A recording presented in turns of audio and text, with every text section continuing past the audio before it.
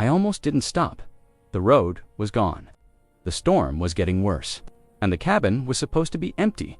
I only needed shelter for one night. Then I heard something inside not the wind, not the wood. Something alive. When I opened the door, I realized two things at the same time. Whatever was in that cabin had already been left to die.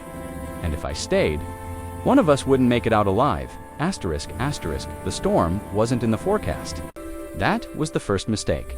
By the time the road disappeared under ice and blowing snow, it was already dark. Asterisk, my phone had 1 bar. The temperature was dropping fast. I had 2 choices: keep driving blind or stop. That's when I saw it, an abandoned cabin, half hidden by trees, windows black, door hanging crooked. I pulled in, killed the engine, and listened. Wind screaming through branches, snow hitting metal like gravel, no lights for miles. I told myself I'd wait it out, just a few hours. Inside, the cabin smelled of rotten cold iron, a collapsed chair, an old stove, dust frozen into the floorboards. Someone had left in a hurry, or never came back. I layered up, sat against the wall, tried to save battery. The cold crept in anyway, slow, patient. Then I heard it not, the wind, a sound underneath it, a whimper. At first I thought it was the cabin settling. Then it came again, weak, broken, close. I stood up. My breath fogged the air. I followed the sound toward the back room. The floor creaked under my boots. That's when I saw movement near the stove. Curled tight, barely breathing. An animal. I knelt down slowly. A dog, medium size, ribs visible, fur stiff with ice, one paw bent wrong, blood frozen along its side. Someone had locked it inside or left it to die. Its eyes opened when I moved closer. Not aggressive, just tired, empty.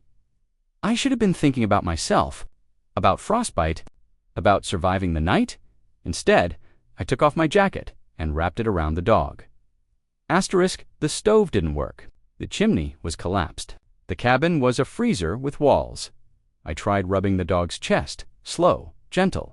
It flinched but didn't pull away. Its breathing was shallow, too slow. Hypothermia. I knew the signs. I tore up an old blanket I found in a trunk, wrapped it tight, used my body heat, pressed my back against the wall to block the wind coming through the boards. Hours passed, or minutes. Time didn't matter anymore. The storm got worse. Snow forced itself through the cracks. The wind howled like something alive. I could feel my toes going numb. My fingers burned, then went dull. The dog whimpered again. Quieter this time. I talked to it. I don't know why. Maybe to stay awake. I told it my name. Told it it wasn't alone. Told it the storm would end. I didn't know if any of that was true. At some point the dog tried to move. Its injured paw dragged uselessly. I checked it with numb hands. The bone was broken. Badly. If we stayed until morning, neither of us would make it. I made a decision I still don't fully understand. I picked the dog up. It was heavier than it looked.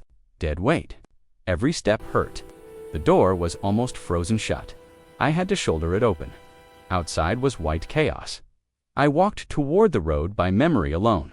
Wind knocked me sideways. Snow filled my mouth. My lungs burned. I fell once. Then again, the dog didn't move.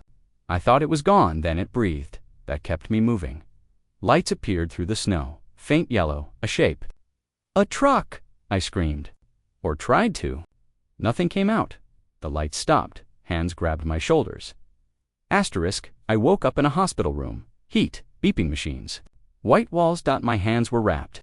Mild frostbite, nothing permanent. The doctor said I was lucky. Then a nurse smiled and pointed. The dog was alive. They had rushed it into surgery. Internal bleeding, infection, severe hypothermia, but it made it through the night. They asked if it was mine.